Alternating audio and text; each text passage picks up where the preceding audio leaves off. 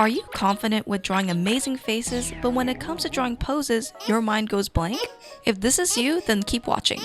Hey everyone, it's Draw Anime Academy, and today we're talking about the secrets to drawing effortless poses. So if you're always stuck with what pose to draw for your character, then this video will solve that problem. So the first thing to think about when drawing a pose is your torso. Is your torso bending from side to side, or forwards and backwards? Is it twisting or facing straight towards us? I really struggled with trying to get the pose perfect and then not end up liking my drawing. So instead, you can try thinking about the pose in different sections. I find that the torso is the easiest to figure out first because it gives a context of what the pose is going to look like in the future. So how do we break down the torso? Well, in my opinion, I think the simplest way to break down the torso is what's called the envelope method. It's basically a rectangle that's split in half, and that will hold the ribcage and the pelvis. The reason why it's called the envelope method is because it kind of looks like an envelope.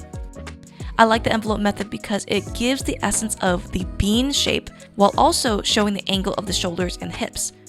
You can also make different poses with the same envelope shape by switching the center line. There are three main types of center lines. The first one being a C-curve, which is great for standing poses. The second one is great for torsos bending or showing the spine, and that tends to look like the number 3. And the last one is an S-curve, which is great for showing twists. If you want your poses to instantly look more interesting and dynamic, you can pair these center lines with contrapposto, which happens when the person shifts their weight to one leg, and that makes the shoulders and hips go in opposite directions. This will come in handy a little bit later in the video, so keep watching. If you want to add the head, take the height of one of the boxes, move it up, and divide it into thirds. At the 2/3 mark, that's where the head usually rests. The head also adds gesture, so you can move it from side to side, up and down, or even tilt it. The next thing to figure out is the legs. When it comes to standing poses, we want to make sure that it looks stable. There's usually a weighted leg, which is on the side where the hips are tilted up. So if you have a pose that has contrapposto, that is where you'll find it. The other leg is for support. You can straighten it, bend it, or push it out. As long as you have the torso and the legs figured out, the rest is up to you. The arms now go last, and the arms can be whatever you want. The reason why arms don't matter as much is because the main structure of the pose is already figured out, and all you have to do is focus on the story. Ask yourself, what is this character doing or feeling? Different arm poses will make the same pose feel different. Same with hands. Arms and hands will tell the story, while the torso and legs give structure. One thing I like to do is actually list down the personalities of the pose that I'm thinking about. So for instance, casual poses will tend to look more relaxed, cooler poses will look more defiant, flirty poses tend to have hands that go outward, and serious poses tend to have arms that go inward towards the body. But you can see that even with the same structure of the legs and the torso, just by changing up the arms makes such a difference. I like to think of making poses like cooking or making a pot of soup. You pick the torso of your choice, add the legs, add arms, and there we have a pose that is ready to use. Now before we get into the demo section, I want to talk about the sponsor of this video, which is our very own Anime Art School. Has your dream always been to make your own story, but you have no idea how to draw the things in your world, such as bodies, clothes, perspective, and backgrounds? Do you feel overwhelmed with what's the right way to start, or how to really practice all these subjects? Are you looking for a budget-friendly education without going to an expensive art school? If you said yes to all these questions, then Anime Art School is what you're looking for. Anime Art School is a self-paced program that comes with 7 classes covering the main subjects you'll need to make your characters and world come to life. It is art college without the fluff, and it comes with homework assignments that is geared to help you get practicing and getting better. If you're interested and want to know more details, check out the link in the description or go to drawanimeacademy.com for Anime Art School and make that dream a reality. Now let's cook up some poses. So for this exercise, I want you to just come up with random torsos. So that means torsos that are bending back or bending forward like this one, or you can do it from side to side, twisting, whichever that you want to do. We're just starting with the basic form of the torso. If you want to change up the body type, like for instance, I'm drawing this male body type right here. I tend to make the shoulders a little bit wider than the waist and the hips, but for girls, I usually make it more of an hourglass shape. And I'm even experimenting with maybe like even a back view, for example, or maybe even a torso that's slightly twisted more to the side. So I'm placing my center line more towards the right because that's where it's turning. And I'm making this one more of like bending back and forth. So this one's bending backwards. One thing to keep in mind of when you're drawing these torsos is understanding where your center line is. The center line shows your the center of your body, and it's basically making it symmetrical. So when you are twisting the body or moving it or turning it, it's going to change. So just keep that in mind when you are doing that.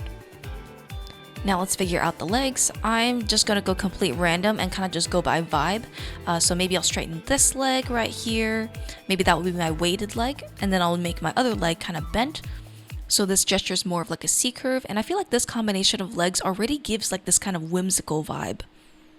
And I just really encourage you to just think kind of randomly. It doesn't have to be perfect.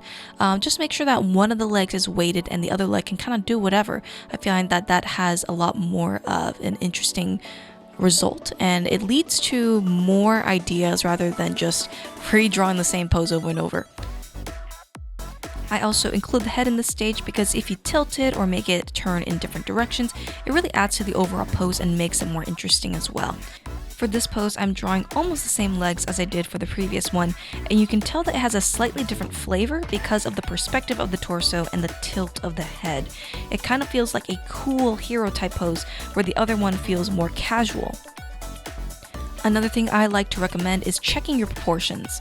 I like to measure the upper body and make sure the lower body is about the same length. Now if the upper body is bent, it'll be harder to tell, but if it's mostly simpler poses like this, then it's easier to get the proportions down. Now for this pose, I'm going to try something a bit different, and instead of doing a standing pose, I'm just going to bend the legs and make it feel like she's jumping.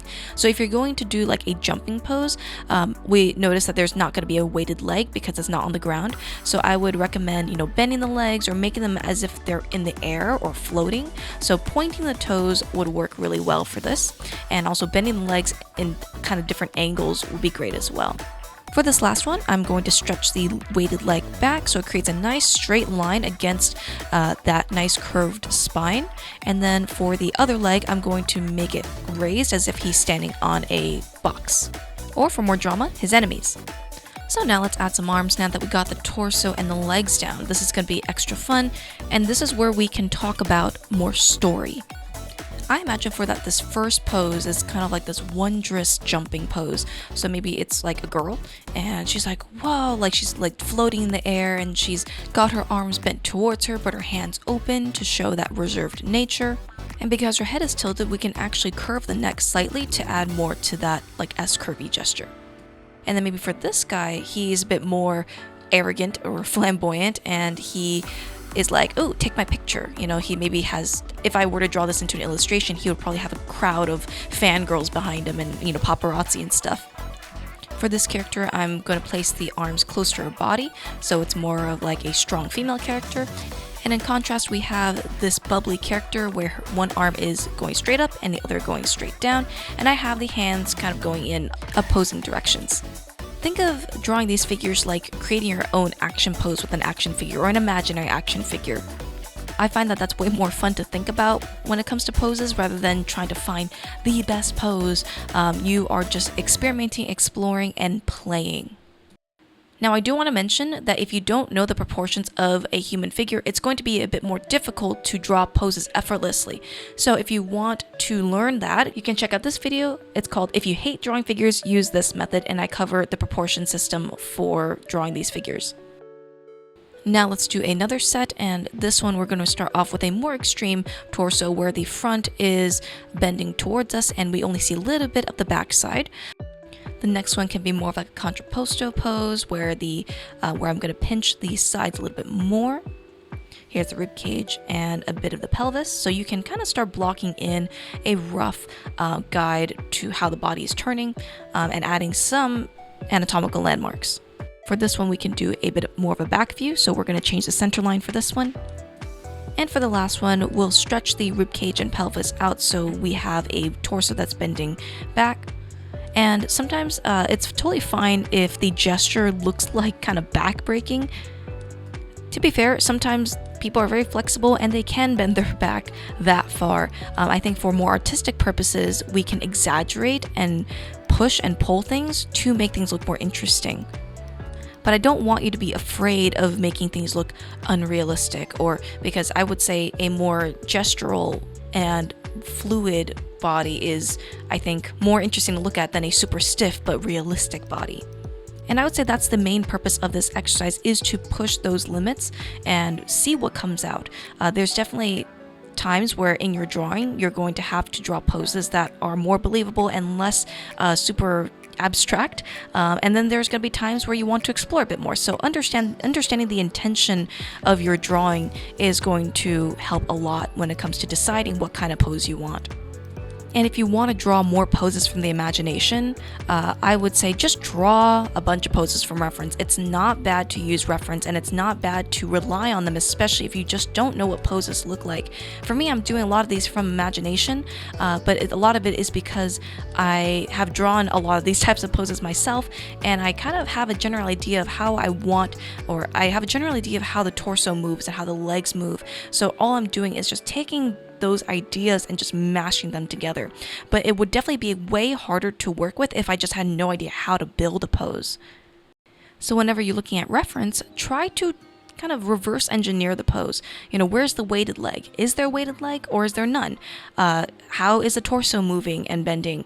Is there an interesting position of the arms that you think is cool, or even the legs that you've never thought of before? That is going to do way more than just trying to copy a pose line by line. And be patient with yourself. Drawing fluid poses and understanding gesture takes a long time. You're not supposed to get that perfect pose in one go. Sometimes it takes multiple times. The key is to just keep drawing and just keep learning and having fun. And that is why I like using the envelope method. It's because it's just super simple, it's really approachable, and if you understand the proportions of the body, the body doesn't have to be super muscular or have crazy correct anatomy in order to look good. Here I am just experimenting with how to position the legs, like in the pose on the very left. I closed the upper legs together but fanned them apart to create this like cutesier pose, and some of them, I continue to use that weighted leg with a more relaxed leg and a weighted leg with a bent leg. And then I decided, hey, what if the weighted leg was on the back and I had another leg that was moving forward?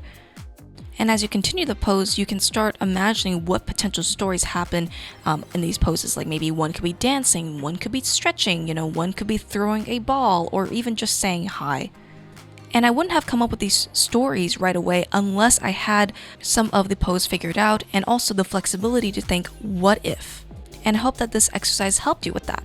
Alright, so that is pretty much it for this video. If you like this video, go and hit the thumbs up, or if you didn't like it, you could hit the thumbs down. And actually let me know in the comments, what is your favorite way to draw poses? Do you prefer structure, or do you prefer to go more with the flow and go more gestural? I've taken a lot of figure drawing classes from different people, and they all have their own ways of teaching the same subject and also having great results. So yeah, let me know what you guys think about that. As always, if you're interested in Anime Art School or our books, you can go check those out in the links in our description. And don't forget to subscribe to our channel if you want more content like this. Anyways, that's it for me, and I'll see you in the next one.